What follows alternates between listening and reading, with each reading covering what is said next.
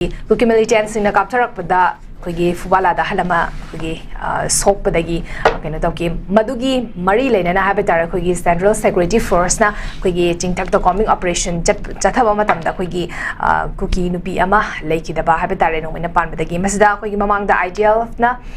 claim toramba se kugi masi maidai singi attack da leiki da bani hana claim torama kan masi total shutdown for law tok na Jojanpur madi kangpupi da total shutdown law tok na kugi torama bani adubu hariba kuki nupi se kugi Central Security Force ki makuta leita bani habase khangak padagi masi yasanaba pura kanda kugi ex gratia oina 10 lakh se pibagi matang da yana kram matunda mogi total shutdown for ba handora ki bogi pot se kugi press note amada kugi ngarang phungdorok pasu thingnakre matang sa lai base kugi any makoigi mi ama leita ba matamda kugi meitai sina orangani habagi claim amkhang makoi da habe tare makoigi chingdu da kamaina meitai na kara kana makoi attack tawdu no ba have questions in music lai base sa kamaita mini mogi press statements Thôi nang ani ai de dai chan ITLF ko tu dagi magi lai ba gai da ke ne adu da adu me anu ngang osi sidi thon ngang ai de ko asi sidagi na sathi ma ha da hai tar ga di home minister ngang khalai sin lu na ko moi ko tu na mai tai da hat pani gai na sai khoi kai da kani ha bra moi popi ha bra khet ngai da moi se khet bai lo ing lo adu lo ngai da ha bet confusion sa khia na moi ko ada some haina ngani na ko noi na bana photo badra photo ko noi sidi shot shoro dare noi koi ne chhoin taro shoina ki pangi maru ni ga haina masu ya bo do si sidagi henna sathi ba ko sidi sathi ban tho haido kan sunu kanda ethnic crisis oina sunu kanda sa ge de na mana mu waroi lakti ba kai lengak sem bangam giroi ga na honorable home minister haile si sidagi henna ka shu henna ani ja mana dro mana bani ba chami ne bani si ko am mana ja bani point je na sai area da koi thon ngani ngai oide adu tabu tabu sai area si da ngasagi blame hadi blame game hai tare ko taw ya to re hai ya hai re ngang re ko haji me am wali ko me am wali mo ma thak to me am wali haji yengi tawri da kana ko min to ko ngasagi political leadership ko ta phadna e ko adu du hai haji de maram di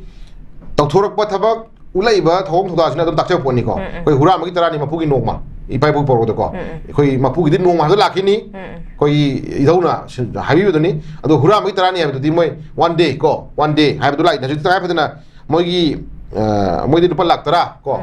laktara si paper da court tori ba den amana sai phongdori opinion si yengor gati lupa laktara si ex gratia da pigi da buni ga na mon thoi phum ja modi laktara ga je modi miyam ki value se laktara te modi laktara se sina government lep ki opotuni ko government lep ki potu taseng na moi dum blame da wani claim da wani duga taseng na modi api ba khara government na ex gratia khara pini hara ga de dum modi dum ta ka ni dum yang dum sa ni da maram di laktara ga si modi di ngasagi miyam ki value se ngasagi laiyo illegal immigrant ma dagi ngasagi refugee ma dagi meman ta da ma do kana hangni ha kana hangni dum ama si rajo ni si rajo ahum si rajo mari si rajo khoi kra ni record le do pora ta minai ta ne ko aduna khara phangori je phare khala ga dum khalam su ya aduna moi jagi tawra ma to shutdown me am je handor khai je aduna ITLF ko tu ga yam chawre moi di ko yam chawba moi di tongan ba pura government ta kala kamu ni moi aduna kra hangni moi je wori yam ne ngong mali khoi na yam sa haining dre yam kana ngang ro ko se kra ni dum kai nongmai ka ko mi duna pha da ba ko ngang bo mi dure pha ba gum ba adagi lau uba sangmada ngasagi kukina